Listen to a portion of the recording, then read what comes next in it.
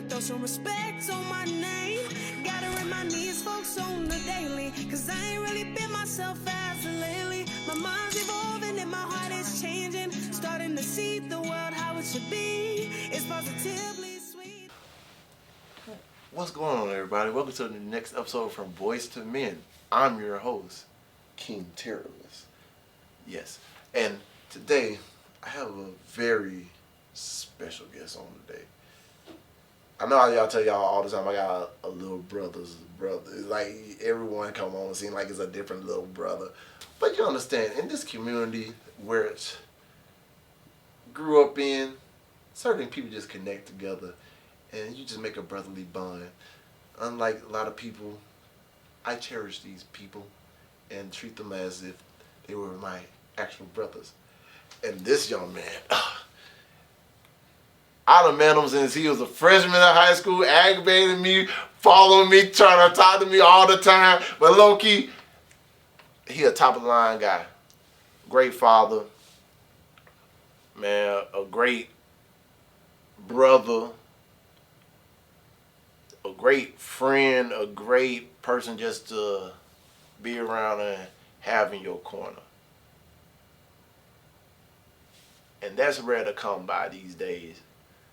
So, if y'all ain't doing nothing, please put your hands together for my guest, Trey Fountain. Hey, I appreciate it. I ain't gonna lie, that was I thought you was gonna jack up the intro for me. I know. You actually came from the heart. I thought you was gonna be on some goofy stuff, so I. Hey, 100 on that. Goofy Terrorless left in high school. You ain't seen that guy in a long time. Yes, I used to be a clown, but Used to be is the crazy part. yeah, man. Back in the day, man. But you know, one thing, this is something I actually gotta let y'all know.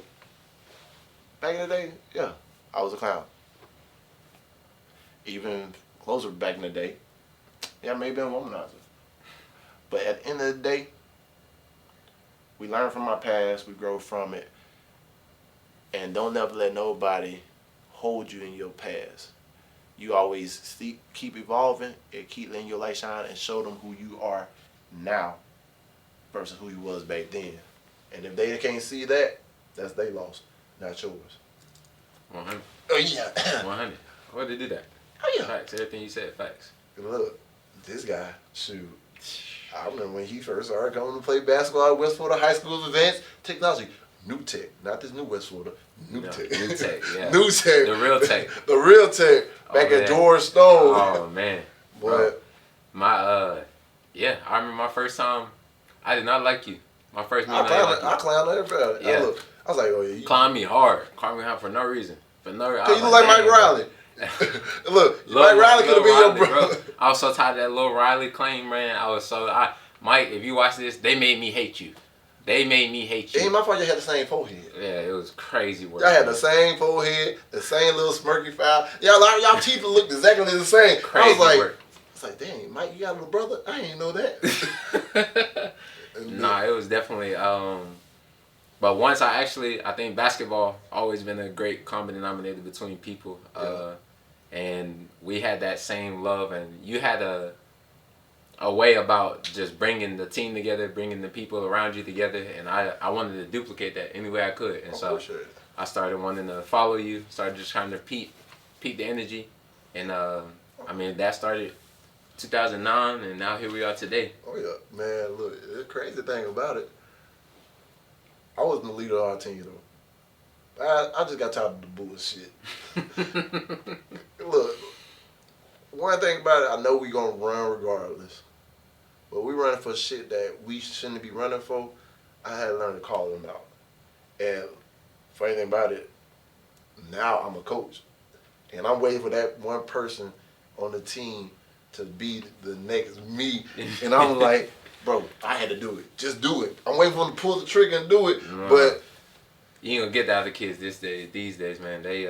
It's a different kind of basketball. It's a different kind of generation playing.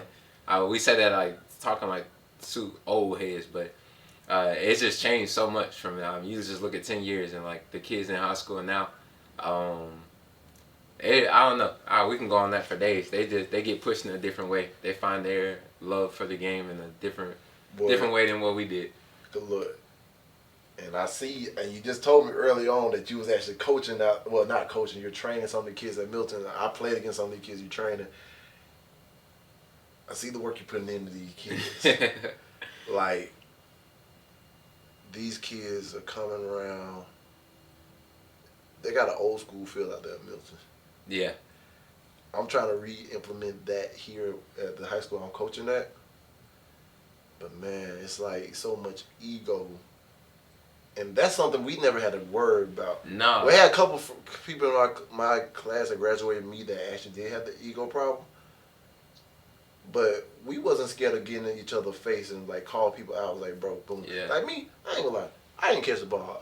My hand was just, it dropping everything. Hey, I'm dropping everything. But look, where I mess up on offense, I made up for on defense. Oh, you was definitely gonna get it back on defense. That's And one thing you could for sure hang your hat on. Like, I'm trying to keep effort. Don't run no plays through Terrence though. Yeah, don't run there. Always, you don't run no offense through him. No, don't. Hey, the word of Coach Goldman. Why you passing the ball? He was open. Hey, Coach, my bad. My hands were bricks, and I can admit my flaws. But now, if you would see me when I played in the military, boy, I was like, I was in that bit like Kobe.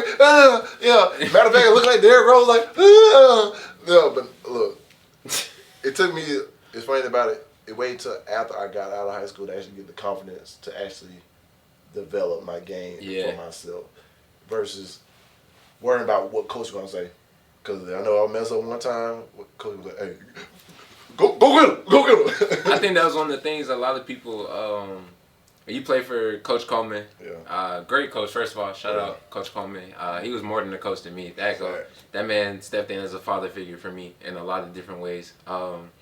But throughout high school, he just taught a different kind of discipline. It wasn't just about the game of basketball. Facts. And sometimes at that young stage, you don't think about, like, I'm here to get better at basketball. And he was preparing us for life. Yes. And we all learned that and picked that up somewhere after we got out of New Tech. And I think the biggest part was understanding his reasoning behind doing things was so unorthodox, bro. And his his way of doing things was so unorthodox, but his reasoning was always just. Yeah. Now that's one thing.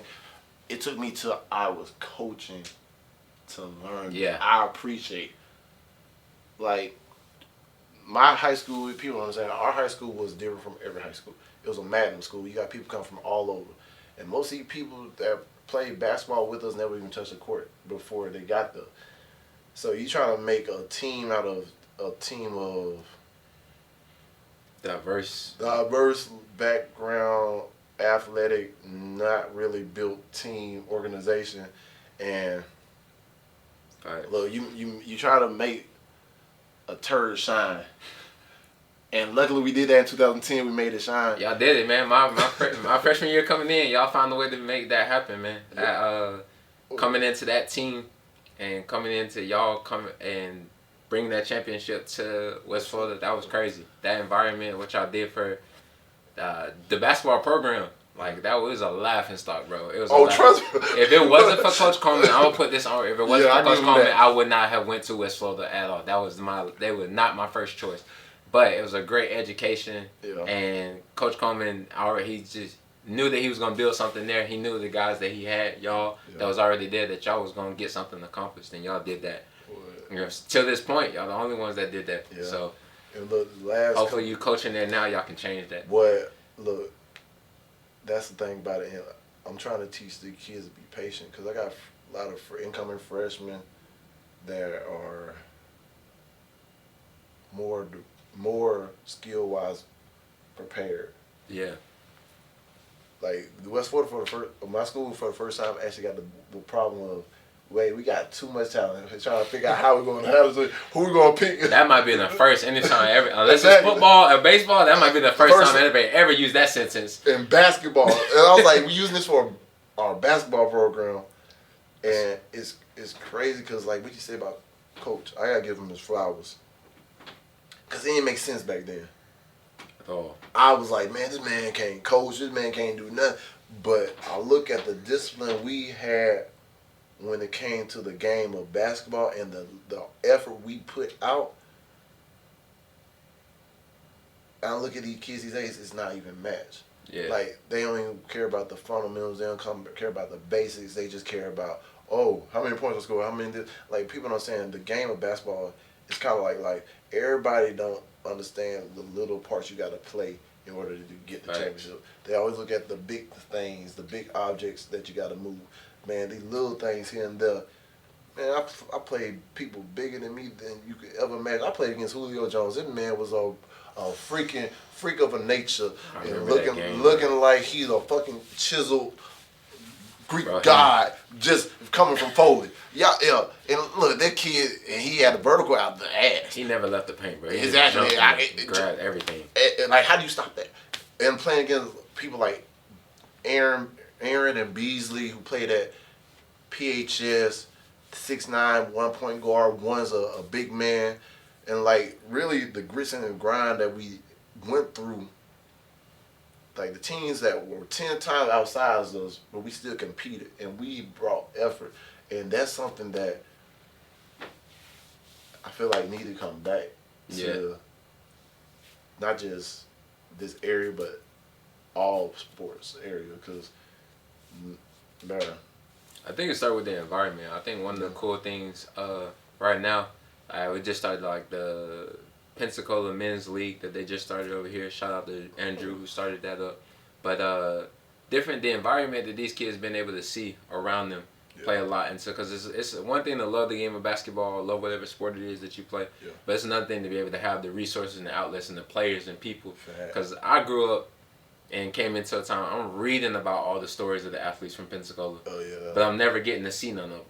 I'm never seeing them come back into the city and play in the summer, work out in the summer, and so I made that an emphasis once I started, growing myself in basketball and getting better opportunities. Like, I always I never said no to the next generation or next people that wanted to train or doing, because they need to be able to see that kind of stuff. They need to see the work ethic. They need to see those things. And I think Coach Coleman was ahead of his time in the sense of he was instilling disciplines and instilling like just that never give up fight and people who basketball was something we loved to do, but we didn't know it was something that we could be great at. You know what I mean? And I ain't learned that till, and what made me so mad, I ain't learned that till after I was out of there. Yeah. Because after that, actually learning what I was capable of doing.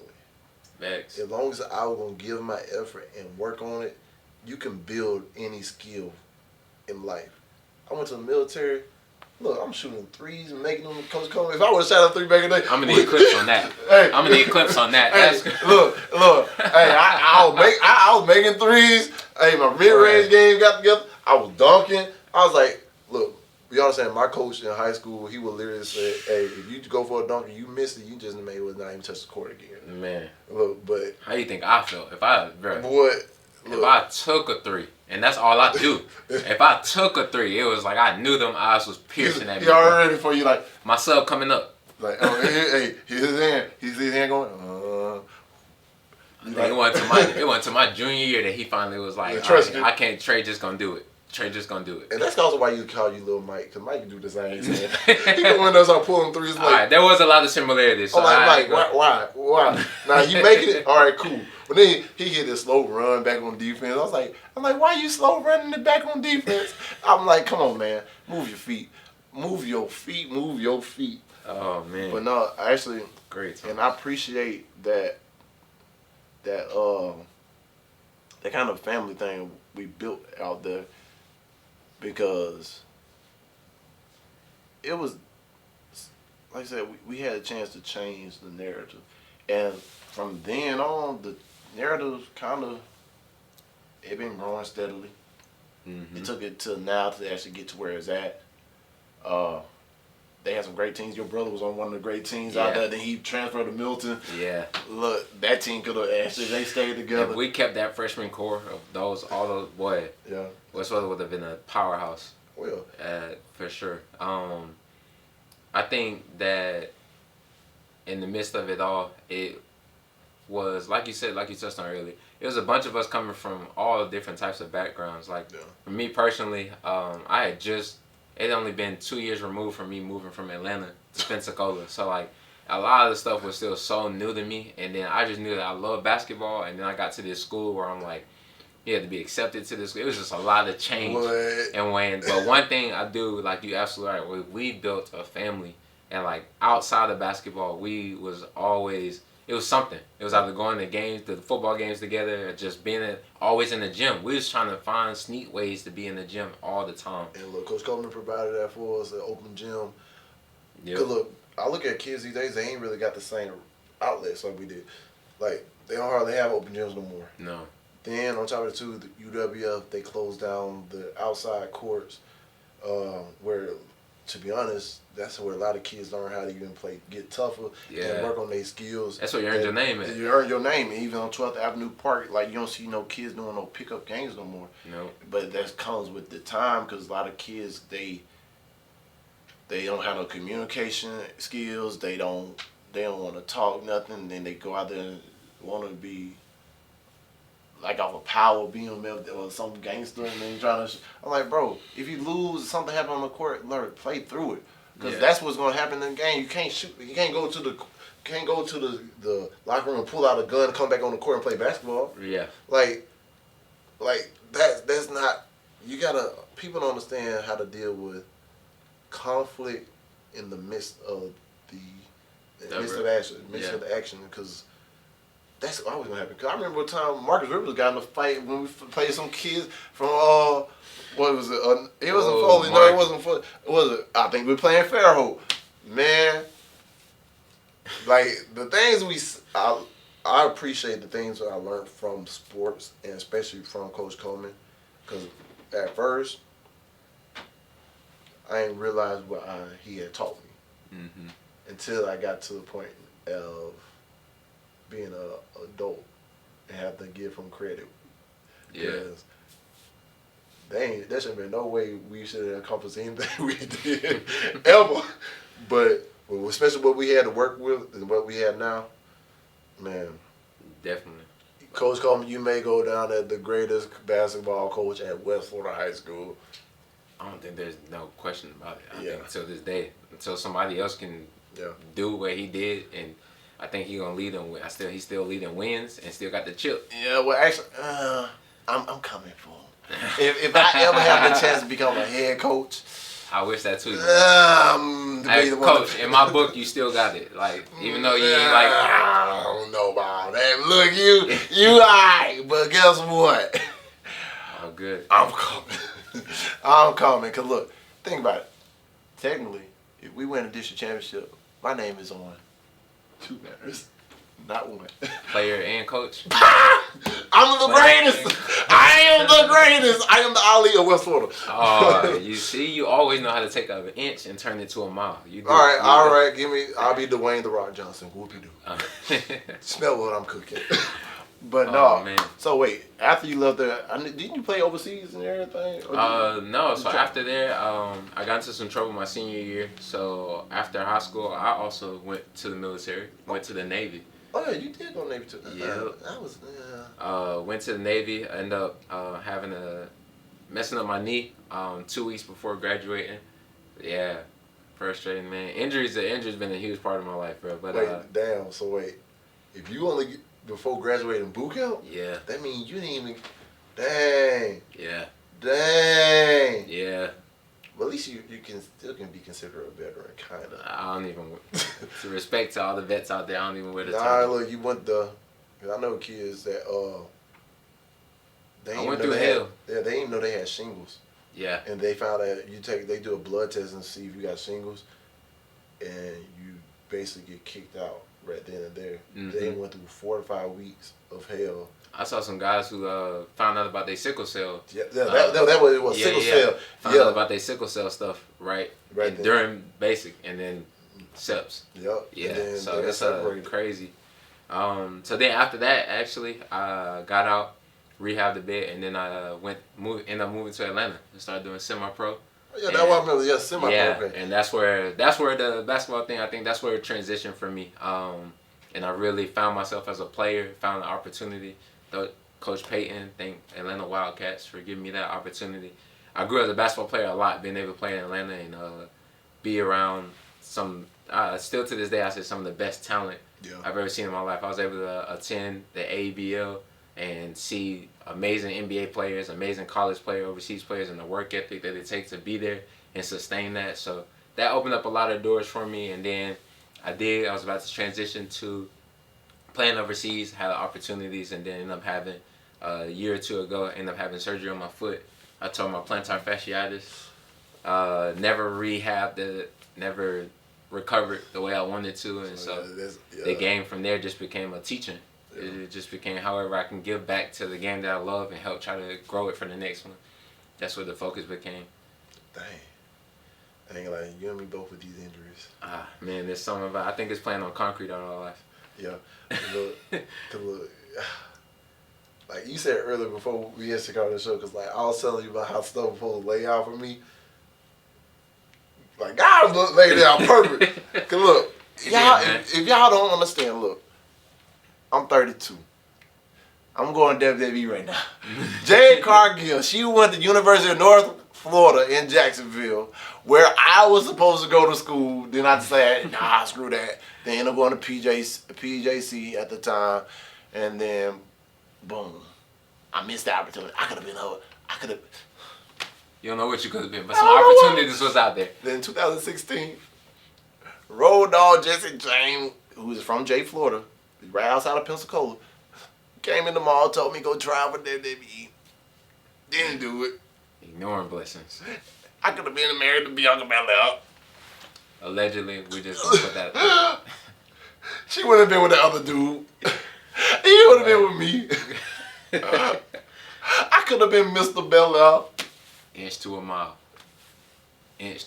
But you see right. You see opportunities. Them opportunities, they even though they missed, think about it, you took every opportunity to be in the right place, right time, for sure. especially for right now. Because if I would have did that, who knew who I would be? Yeah. Like these choices you make, sometimes it can ricochet your life a whole different way. But you gotta trust in God's plan. Don't be scared to take that leap, because you never know. And you don't want to have no regret. You never know.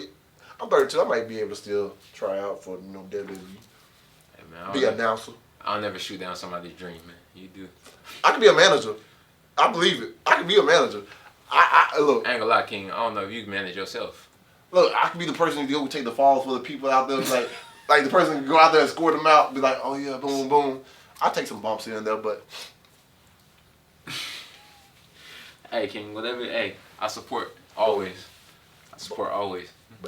But nah. So basketball, basically, how did that feel when you realized that guy is real? Because it's a beauty in it. I think through some other things that I experienced in my life, I was able to learn how to really, really stop and smell the roses per se. You know, and really pay attention to, like, there's so many other finer details in life that we have to be appreciative of. And I think I just started learning how to do that. The game of basketball helped. It was a therapy for me before I knew what therapy was. Yeah. And so what stepping away from it allowed me to do was to really start seeing the growth in other areas of my life. Becoming a father at a young age. Yeah. Becoming, getting engaged at a young age. So it's different things outside of the game of basketball that I was able to start really paying attention to and developing that allowed me to do that. I still try to stay involved in basketball. I play now, play in leagues, but I think the biggest thing I can do now is like everything I've learned, all the amazing opportunities I had, I just try to spill it to whoever want to listen and just going from there. Now I have 2 sons who hopefully as they get older I can pass those things on and they can pick that torch up if they want to and run with it. I love it. Yeah, you said right there, especially something you can pass down to your kids just along. And look, imagine they just pick up the ball out you actually putting the ball in their hand. Man, one of them he already naturally doing that. My youngest Kenzo, you can already see, like, anytime a basketball is present, he wants his hands on it. And then my oldest son, he just all over. He's diverse, so we're gonna find out what his niche is. We tried some things and wasn't hitting there yet, but we're gonna find out what his niche is, and he's gonna be great at it. I feel it. And that's good with the support of a father, because people are saying how important the father supporting their kids and their dreams is. It can be, it can make and break everything. Like I tell my kids now, I don't tell them I believe in them. I tell them I know you can do anything. I know you're capable of multiple things. Yeah. But are you going to do the work it takes? Now, if you really want to 10 steps down this path, I'm here to help you any way possible. I come out, find out what workout plan I can get you with the trainer you need, with athletic wise, school wise, academic wise, it doesn't matter. Yeah. Music wise. If this is what you want to do, let's do it. And let's do it to the best of our ability. Like, I'm really trying to instill a creed in my kids. Mm-hmm. Nothing mediocre. If we're doing it to the best of our ability. 100%. If we can't do that, what are we doing it for? Yeah. I think I grew up with a dad who was very much a LeVar Ball type father. Me and my brothers, man, we started playing basketball at the ages 4 and 5. Like, that's all we knew. I've had a basketball in my hand all my life. And but I think in that same sense, in a way, even though he had his unorthodox way of doing it, it was teaching the same thing of, like, there was nobody who's going to put a limitation on us. You couldn't tell me and my brother that we couldn't play in the league. It wasn't nobody else's decision. It was just if we wanted to go do it or not. Yeah. And I felt like when you can instill that kind of confidence in, whether you have a daughter or a son, your child, or if you can instill the confidence in them and they know no matter how many people are in front of them, what's behind them and who's supporting them, everything else is just, shooting for the stars, shooting for whatever else you want to. And that's the kind of thing that I'm trying to do with my kids every single day. It don't matter if we're talking about, school, if we're talking about whatever activities they want to do, even just the simple things of around the house chore, everything you do, just do it with a purpose. Yeah. Do it with a sense of, like, that you control this and that it's all up to you. And as long as we can instill that and find healthy ways and instill that in our children, I think you don't have to worry about the future for your kids or for yourself. Damn. What are you talking about? What are you preaching? All right. So, you said something about your dad went like LeVar Ball. So which brother were you? Are you a Lonzo Ball, or you a Jello, or you the LaMelo? I'll be honest with you, I was Lonzo. My Ed, Ed, my brother, bro, that is the Melo. He is the most God-given freak athlete. One of the best in Pensacola. I don't care what people say. Like, my brother is just God-given talent. If you saw him, if you know him, the charisma is there too. Just like LaMelo, he is literally a LaMelo. He is, and he just a. Hey, you heard it. You're LaMelo. He got talent-wise. My brother hands down like that. Yeah, he's him, for sure. And but I was Lonzo. I was always just the one to spearhead everything. I was always being the one to. For me, everything was just always a calmness about everything. I think for my childhood and things, how I grew up, basketball was always never going to get too high or too stressful or too any of that, because it wasn't life. Yeah. You know what I mean? I think because of that, it just allowed me to keep a mellow head all the time. I like that. Everybody used to always say it back in the day, ball is life. And I was like, sure, I started trying to be like ball is life, and I realized. If you didn't have a ball is life mixtape, you wasn't really doing nothing. UWF mixtapes 2010. Yeah, we were trying to make something. I was trying to. That's crazy. But look, that's nostalgic. That's crazy. And you see so many different age groups out there, from high school to grown men, and you get treated as an equal. People don't understand, stepping on the black top outside and being around people that older than you, bigger than you, and them treating you as equal is a respect thing that you can only find on a court. They like, bro, I ain't gonna knock this man game. I don't know what his game is. Anybody, any given day, anybody come out there and they shine. Yeah. Boy, we had a dude out there named Tony Hawk, and this white boy can jump out the motherfucking gym. And that man was, a fly. Hey, every time I see him, I'm like, I got Tony. Tony on my team. But man, I say, for sure, I think the UWF Blacktop, man, that was such a pivotal thing for us, because it was literally, it felt like at times the only place you could run away and escape certain crimes, certain things that was going on heavy around Pensacola. And I felt like when you say in basketball terms, like, you got to grow. Like, a lot of kids these days, they miss out on, like you said, the fundamentals of basketball. You weren't just gonna go on the court and think that you can go put up 7, 8 shots. No, if you have to earn your way to get the ball. You have to earn your way to stay on the court. It's 30, 40 people trying to play. If you get off the court, then you going home. Hey, you going up? You got 2 other courts. That's it. You gotta go play on loser's court on the other side of the wall. Hey, and a loser court. Never that. If you got over the shining, look, you can get humbled so quickly. Oh my gosh. And nobody want to play over there at all. And look, you out there from places like 3 to 10 o'clock, and them some of the greatest nights of the summer. You just out there, just even if you didn't get to play. I remember being like 12, like just going out there and you just standing out there watching, and you just like, oh, I gotta go. You go home trying to practice stuff you seen dudes do, because you like, I'm gonna go out there and beat them, and then I'm gonna go to high school and kill. And that's like, for me, like, it was my dad put me out there, and it was teaching me toughness. It was teaching, like, bro, I'm 12 years old, 13 years old when I finally got out there playing, and grown men, you get hit with screens, you get knocked on the ground, get up. You want to play with me? You want to play, get up. You know what I mean? And it started teaching you, like, how to be tough. It started teaching, but then in basketball terms, you're learning, like, I want the ball, I got to cut. Yeah. I got to guard this man. I got to know when to. Learn how to move without the ball, and that's how you got to do it in life. Like, sometimes the ball ain't in your hand in life. Yeah. And sometimes you got to move. And sometimes you're going to get hit with a screen that you don't even want to see coming. Mm-hmm. And sometimes it blindsides you and keep you down longer than you expect. Because I know you've been hit with a screen in your life too. Because I remember that when we heard the message about that happening, I was in disbelief because I was like, Trey don't mess with nobody. What the freak y'all talking about? But that's not my story to tell. That's your story to tell. Yeah, man. No. So you want to touch on that screen that May 9th, 2017. If you want to call it a screen, you call it a screen, call it a flagrant foul. Yeah.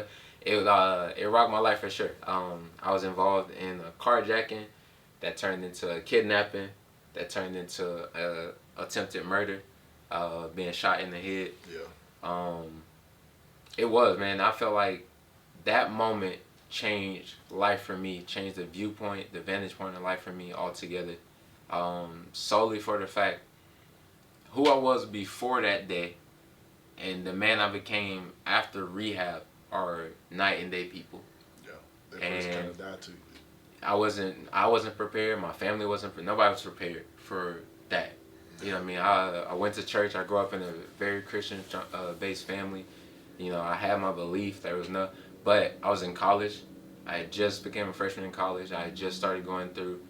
I was definitely finding myself as a young man, and then just being in the wrong place at the wrong time changed my life forever. I got the bullet taken out, I think 2 years ago. So so it sat in the back of my neck for, I don't even know how many years that was, 4 or 5 years after that, and just the whole experience in itself, just like I told you earlier, it just made me start really valuing life and really understanding, like, this thing can be taken from us at any moment. And so opportunities don't come to people who wait.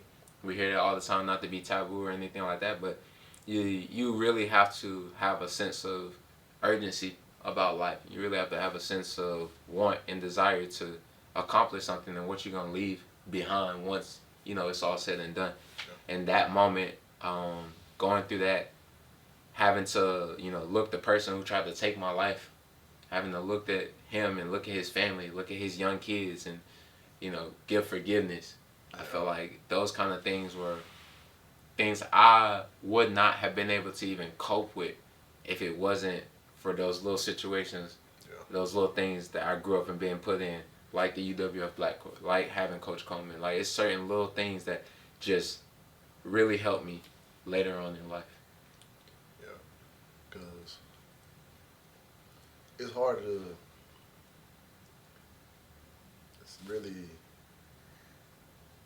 especially when you see the people in your eyes that try to take everything away from you. Mm-hmm. Because most people are saying, you go through so many mixed emotions. You got anger, you got anxiety, you got rage, you and then you also you think about everything you've been through and what it brought you to and what it made you. And trying to forgive is so hard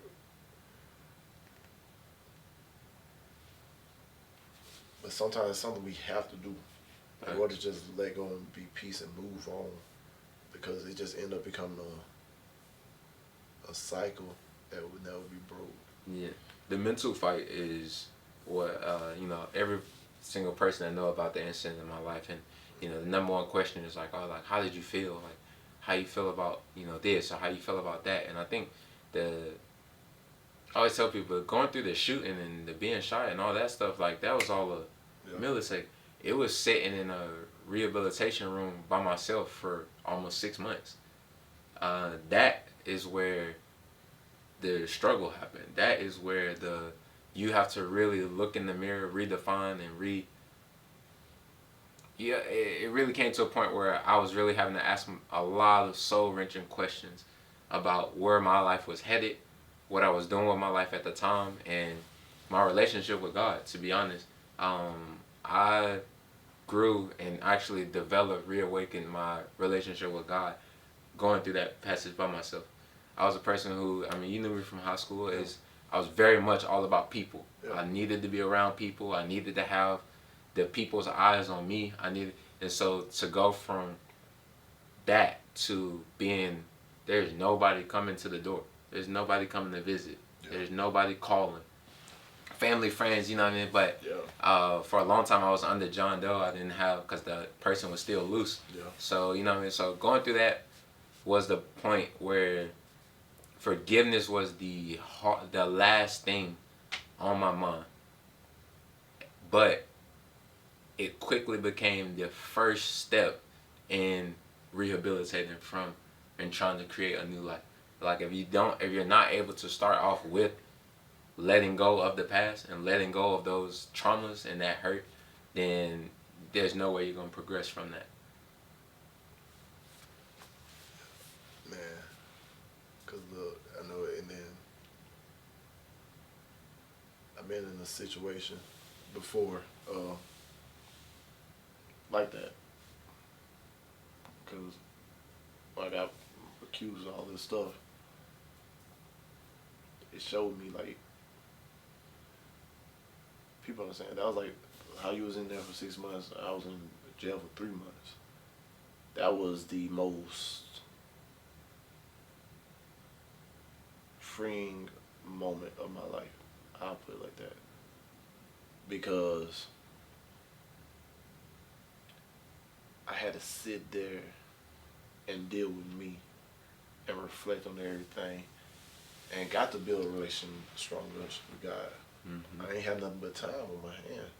You probably had nothing but time on your hand. You think about it, all these people in your life that you feel like supposed to be there, or they're supposed to be like, hey, here's the phone when you call, this and third, and they not. It taught me that I ain't have to be around people to have peace. Facts. I had to find peace within me. Facts. And if I didn't have peace within me, that I can never have peace outward. Exactly. Like people ask me now, like, I just rare when you see me out. They're like, why don't you go out? And I was like, man, look, that part of my life is done.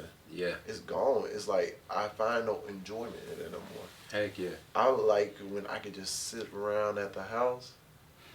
I see my kids running around. My mom, my grandma, they may say I'm aggravating them, but I'm just spreading love and just asking them questions. And most of the time they don't understand it either, because, like, I still struggle a little bit with it. Mm-hmm. Like, I still struggle every now and then, be like, in my head mentally, be like, But I just try to, every moment when I'm with them, I hide it a little bit, but I try to make sure as much love as I can give at that moment. Because sometimes I don't know when or if one day I can't control this up in here. Yeah. I already had these thoughts about what would happen. I just, be like, boom, just try to show them so much love, and I'll be like, man, this is why it's worth living. It's why I'm glad I got a second chance to actually put them and give them my love and affection, because shoot, this Father's Day, I don't know what happened. I was in the darkest place. My baby's here loving on me, but it's just like looking at Empty. empty, and I'm just like, I'm not where I want to be. Yeah. Started thinking. I think a lot of it for a lot of guys who have been through trauma, we are raised to not speak on emotion. Oh yeah. And there's a million people who do podcasts now, a million people who do some type of book or whatever, who talk about these kind of things. And there's some truth to it. Everybody got different stories, different variations of it. But the truth, the line that it all starts on is, if you have to be okay, I always say like the strength in isolation. Yeah. Sometimes you have to just be okay and know when to reset with yourself. Yeah. When you start having these moments, these traumatizing moments that try to creep back up, the enemy, is always going to try. He just needs a little hope. Yeah. He just needs a little doubt, a little shake, and that's it. And so you have to always be able to create, even if you can't if it's not already made for you, you have to create a place and a space for yourself to be able to reset, get away from everything, replenish yourself, replenish your love, replenish your confidence before you can go back and give it out to others. I think with me, a lot of people who know me just feel like it's a very nonchalant attitude to a lot of things. Sometimes it can definitely be mistaken as like a lack of care. Yeah. But I think a lot of it for me is I've become at peace Yeah. with so many different things in life. Yeah. You know what I mean? There's not the fear of death. There's not the fear of anything. Yeah. You know what I mean? So every single day is just worth living. Every single memory is just worth having. And I feel like for a lot of guys, that's what I try to, when I speak to guys about who, I do my own private, I don't ever reach out.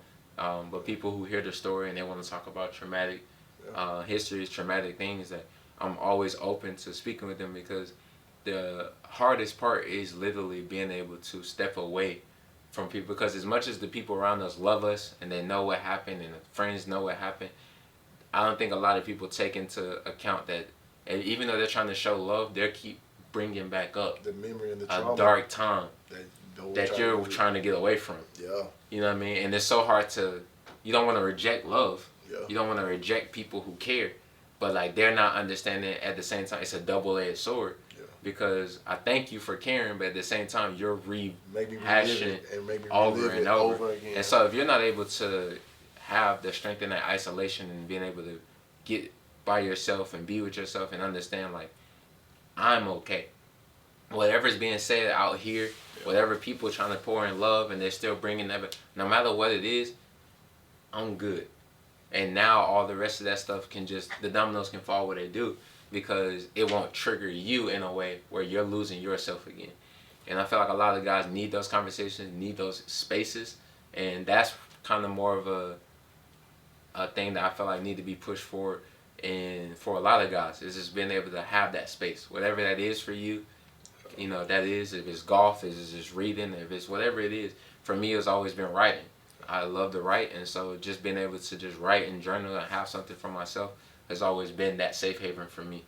But having that strength in isolation that's what's needed for every person who's ever been through a traumatic, man or woman. I don't want that to just be about men, but for anybody, you have to be able to have time for yourself. Facts. Because I think back on it now, the last couple of months, I've been stretched so thin and didn't have no time for myself. And then my therapist is not covered by the VA no more. So I'm trying to find a new therapist and all this other stuff. It's just been like, and I ain't really people understand this is also like my therapy, because it's more like a group therapy for me. My podcast, it's called From Boys to Men, and it's based off of everything we're supposed to go through on a day-to-day basis. But like, this is my safe place. Right here, I can be me and be as vulnerable as I can ever be. Facts. And not get judged for it, not worry about it, and just be like, I'm okay. Boom, I get to let it all out. Because I still got, like I said, similar with you, I have people bring up my past, my history, And it's just like, one, I need you to actually look into the story and do some fact digging. Yeah. Two, if that was me back then, that ain't me now. Like, And that's one of the hardest things, man. yeah. That right there, that sentence right there, is one of the hardest things. Like, you kind of have to treat it, again, going back to basketball and everything. Yeah. You kind of have to treat it like media, like how you do media training. Is at the end of the day, man, people are always gonna have something to say. Yeah. Everybody got a different version of the story. Everybody got a different. Some people like to input themselves into a story that didn't even involve them, and put their emotions into the story. But at the end of the day, if you're not able to, like I said, just be able to step out of it, step back, and just know, you know that you're not that person. Yeah. You know that stuff that is behind you. So let everybody else just enjoy whatever movie they're choosing to watch. Yeah. Every story they're choosing to read, let them be that. That's their life. Oh, yeah. And you know what I mean, they get to carry that with them. At the end of the day, you play the part in somebody's life. Whatever part that is, that's not for us to know. Yeah. We didn't choreograph it that way. Whoever watched this and see the stories and hear two men having a conversation about emotional weakness, they can take that however they want. There's some that's going to find encouragement in it. There's some who going to say, y'all is just two weak men talking on a podcast. At the end of the day, we go home to our families. We happy. We get to see our kids. So, like, yeah. I just learned a long time ago that, like, there's just different things in life that you can just choose to be stressed about. Yeah. And there's just different things and avenues that, like, it's not worth the fight. It's not worth the thing. And so, when you just find that and you're able to have that sense of calmness, that sense of self-worth, that sense of self-confidence, it just changes the whole playing field, the whole thing of life for us.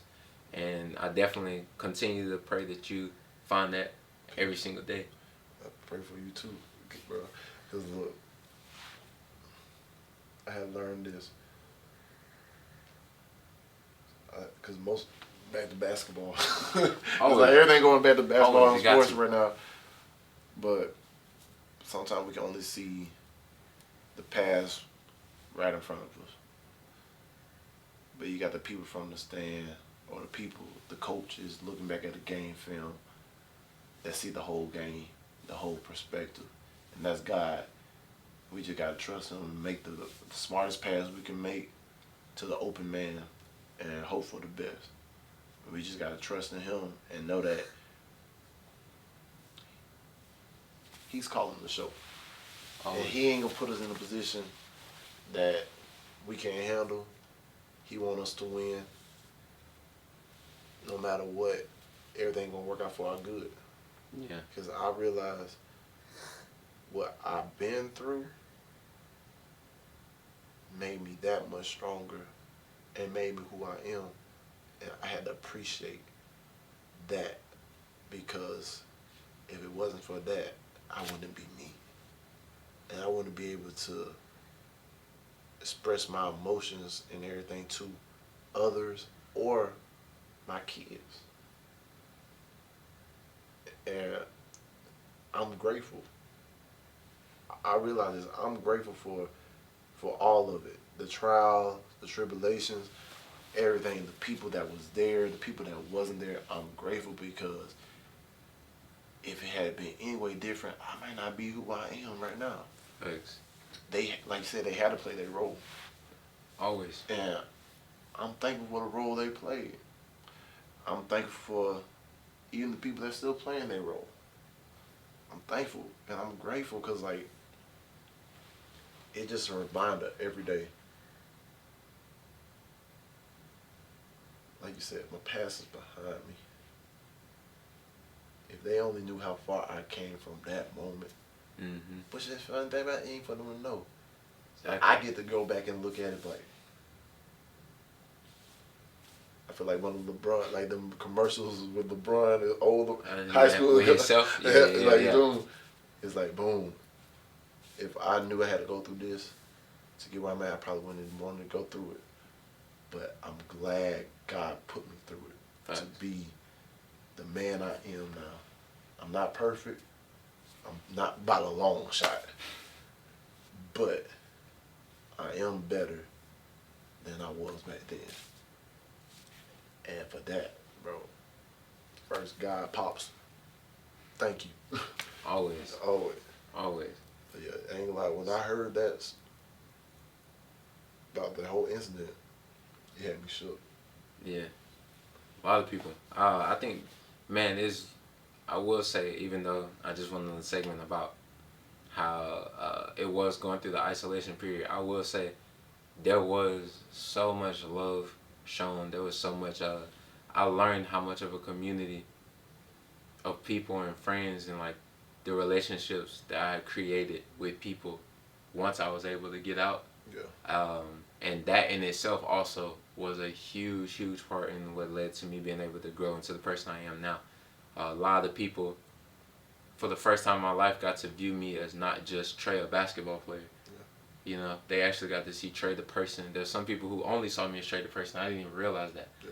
And so that part in itself allowed me to just be like, there was so much more to life that I wanted to start focusing on. There was so many other things that I wanted to start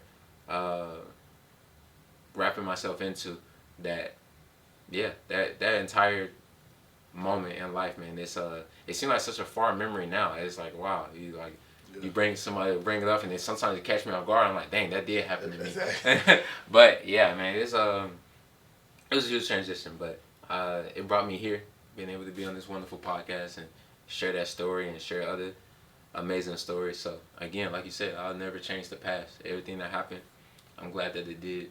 Yeah. Cause you just said some real stuff right there too. I ain't never realized, like, a lot of people never seen me as Terrence or Chris the person.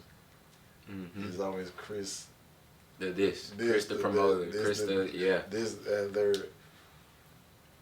fun is weird because like count on probably one hand how many people I had the conversation with that actually knew the person. Facts. Versus the promoter, the clown, the basketball player. And even the whole.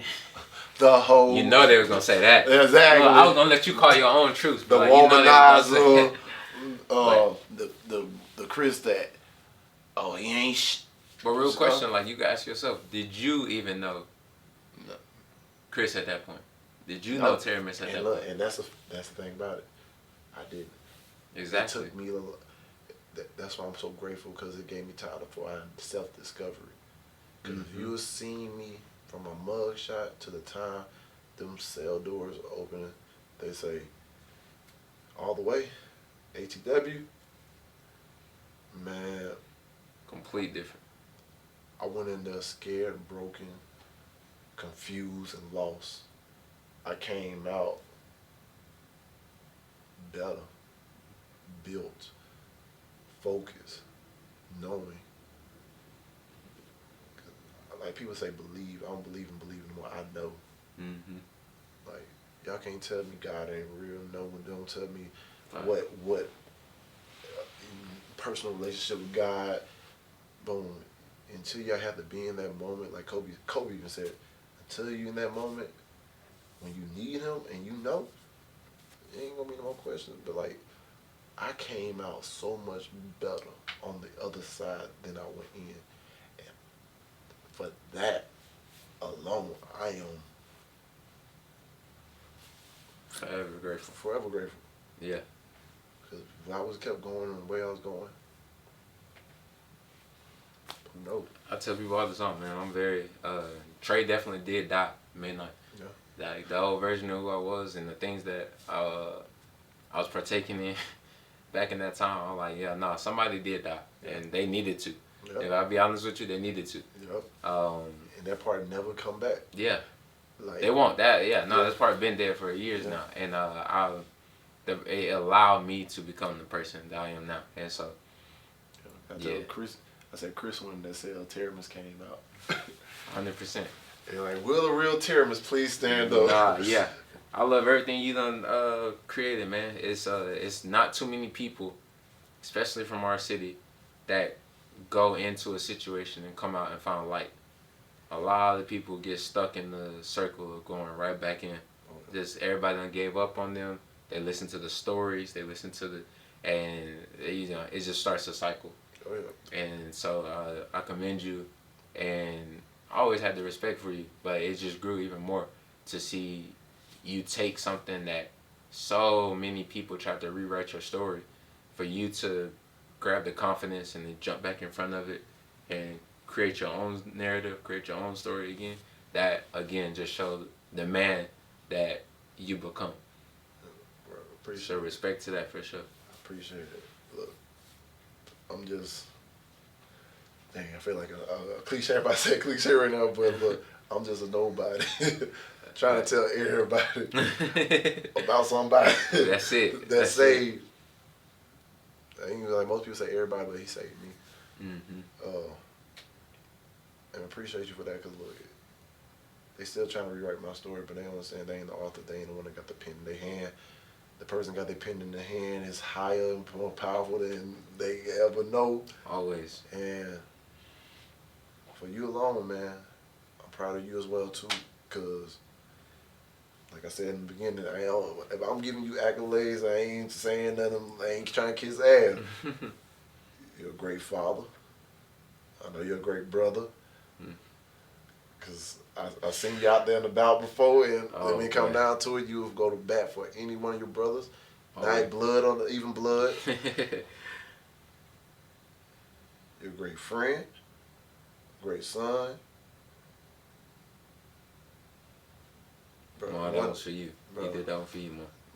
And look, Trey, a good person, man. Look, I made first time meeting him may have been jokes and all other stuff, but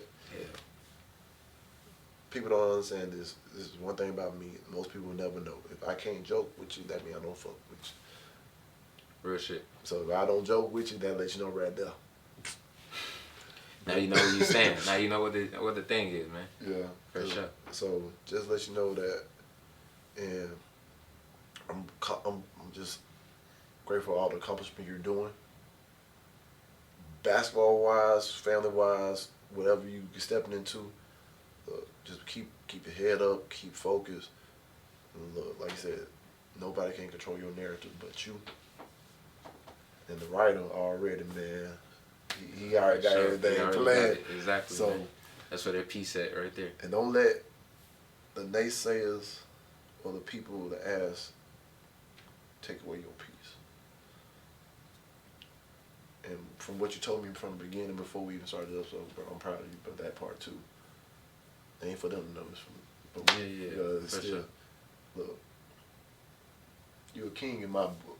Hey man, salute. I appreciate it. And Same here, man. So remember, thank you for having me on, man. That's I already knew I was gonna come at some point whenever I got free. I apologize. Because I know multiple conversations about making this happen, but I was like, nah, I definitely right after Father's Day with everything that happened. I was like, the time was perfect. The time was never better. Timing is perfect, and it's in men's mental health month too. So. Oh, absolutely. Yeah. See, I ain't forgot about it. Social media made me forget about that. See, look, I know. It's Pride Month too. Look, see, social media made me forget about that, so I had to get out of it. Look, that's why people be like, "Oh, you in patients?" I was like, "Man, look." If I'm on it, I'm on it. If I'm not, I'm not. I don't pay attention to it. Like, my phone be on do not disturb majority of the time. I feel you. I feel like the day's not long enough sometimes, but. Oh yeah, but man, I just thank you for coming on and proudly sharing everything you've been through and went through. Hopefully, somebody here at home learn something, grow from it, and shoot. If you know somebody that's been through something similar to this, check on them. It's okay. I know sometimes it is reliving the past. Sometimes you even gotta ask them about what they've been through. Just make sure they're okay, and let them know you there. They need to talk. Even if they don't need to talk, they just need to hang out and just sit there. Anything, man. Just be there. Just extend the hand. Extend the hand. Be there for your fellow brothers, even people you don't even know, man. Don't be afraid to step out of the program that this world got us in. We can help one another. We can grow one another. Don't envy one another for what they have, what they don't have, or what you don't have. we all here trying to make it together. So stop being violent. Just learn how to communicate to understand. If you need help, just ask. If we can't help you, we can find somebody that can. But man, Trey, man, I just want to say thank you again for coming on and sharing. Oh yeah, I'll definitely be back. Oh yeah, for sure. Oh yeah, I'll definitely be back. Yeah, Ed, I know you seen this. You're gonna see this episode. Bro, I'm pretty sure he's blowing my phone up while on the. I already know. So he's definitely coming. That's gonna be an then, episode. That's gonna be an episode for sure. Ed, I was in the invitation to you as well too. Oh man. But LaMelo Ball of Milton. Milton. Milton. You threw him out the Pensacola. You're not in Pensacola. Oh, you kicked him out the Pensacola. That's crazy. Hey, you're welcome. Cause look, his words, not mine. You're welcome. But look, we have our own relationship. Other than me and Trey got a relationship. It's from our times together at the next end with 40 folks. So we will retouch on those later on. Yeah, y'all got your own episode. It's kind of time for us to get ready to go. So man, look, I want to thank y'all for coming and tuning in to this episode from Boys to Men. I want to thank Trey for coming in. I want to give a shout out to Keyshawn, my engineer, for coming in and helping out. Man, straight off of work with a hectic customer at the last minute. Boy been stressing. So Keyshawn, if you ever need somebody to lean on, look, lean on me when you're not strong. Oh yeah, that might keep for sure. I'll be your friend. I'll help you carry on. For it won't be long till I'm gonna need somebody to lean on. Look, man, I gotta give a shout out to Mom. He saw that at church, so he's only got stuck in my head. But look, don't be afraid to lean on somebody, y'all. Remember this, y'all dream big dreams. Small dreams have a little magic. And how big would you dream, you know you couldn't have failed. And remember this, you do your best, let God take care of the rest. Man, I love y'all. Thank y'all for tuning in. Hey, we just starting. Just let y'all, we back. So peace, love, and happiness. We out. Don't forget, lean on me. Better throw some respect on my name. Gotta remind these folks on the daily, cause I ain't really been myself as of lately. My mind's evolving and my heart is changing. Starting to see the world how it should be. It's positively sweet, like a half full glass of tea. And I know every day my grandmama prayed for me. Hey, and I know exactly what she probably say about me. Give that girl some love.